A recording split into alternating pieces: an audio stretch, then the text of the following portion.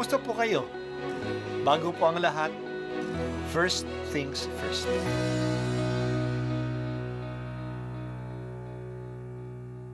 Good morning po. Sinisimulan po natin ngayon ang first things first.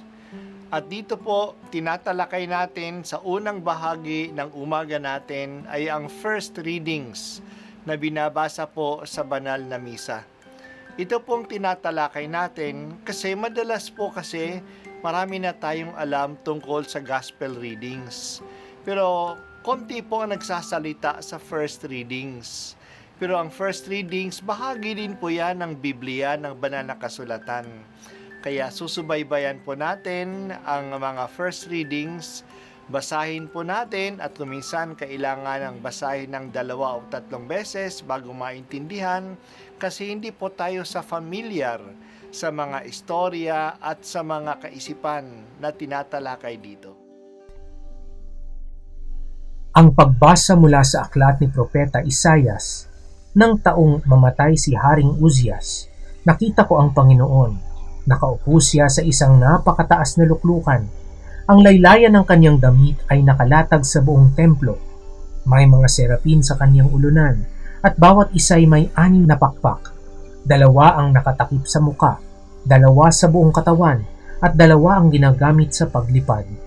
Wala silang tigil ng kasasabi sa isa't isa ng ganito, Banal, banal, banal ang Panginoong Diyos na makapangyarihan. Ang kanyang kaniningay ay laganap sa sanlibutan. Sa lakas ng kanilang tinig ay nayanig ang pundasyon ng templo at ang loob nito'y napuno ng usok. Sinabi ko, kawawa ako, marumi ang aking labi at naninirahan sa piling ng mga taong marurumi rin ang labi. Mapapahamak ako pagkat ako'y isang makasalanang nakikita sa Panginoon, ang makapangyarihang hari. Pagkatapos may isang seraping sumipit ng baga sa dambana at lumipad na patungo sa akin. Ang baga ay idiniit sa aking mga labi at sinabi, Wala ka ng sala, napawi na ang mga kasalanan mo. Narinig ko ang tinig ng Panginoon. Sino ang aking ipadadala? Sino ang aming susuguin? Sumagot ako, Narito po ako ang isugo niyo. Ang salita ng Diyos. Salamat sa Diyos. Sisimulan natin ngayong basahin ang aklat ni Propeta Isaias, isa sa pinakamahaba at pinakamagandang aklat ng mga propeta sa Biblia. Si Propeta Isaias ay nabuhay ng mga 700 taon bago dumating si Jesus. Siya ay isang propeta sa Jerusalem sa panahon na ang Jerusalem ay binabantaan na salakayin ng 2 kaharian, ang kaharian ng Israel at ang kaharian ng Syria. Noong matalo ng mga Assyrians ang 2 ito, pati na ang kaharian ng Huda ay binantaan din ng empero ng Assyria. Si Isaias ang nagpalakas ng loob ng hari at ng mga tao na huwag silang matakot kasi ang templo ng Diyos ay nasa lungsod at hindi hahayaan ng Diyos na masira ang Jerusalem. Kaya napakalaki ng papel ni Isaias sa pagpapatatag ng loob ng mga tao. Napakinggan natin ngayon ang pagtawag kay Isaias na maging isang propeta.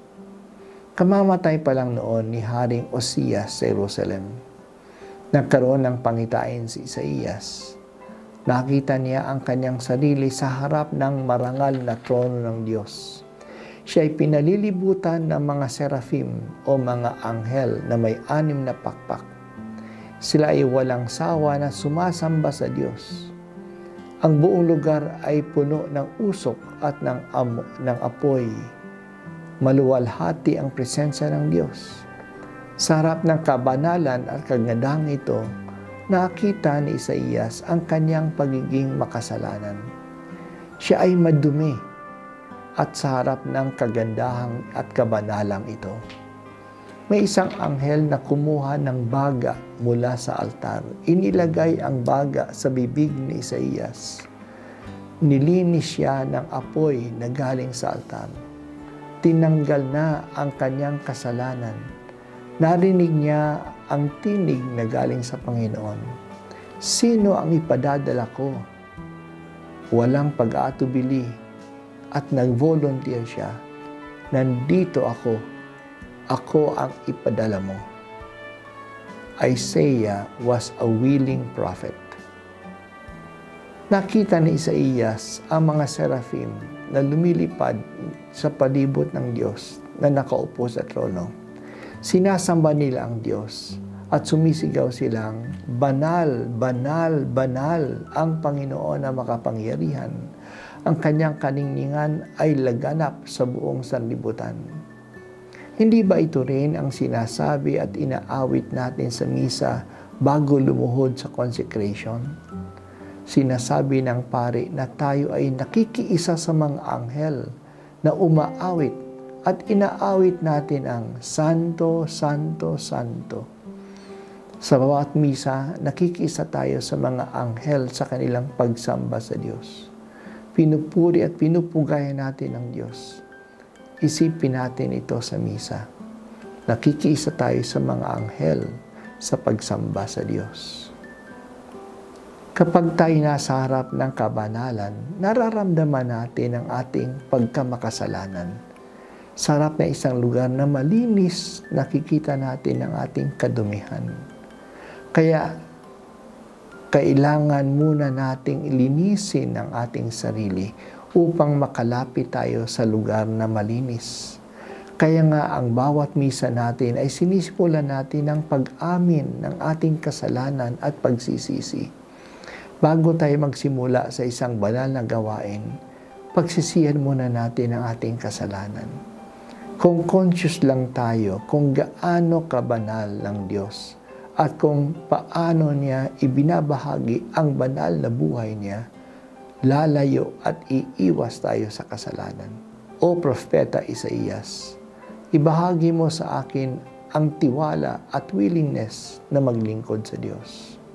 Sana po masabi ko rin palagi, narito ako, Panginoon, suguin mo ako.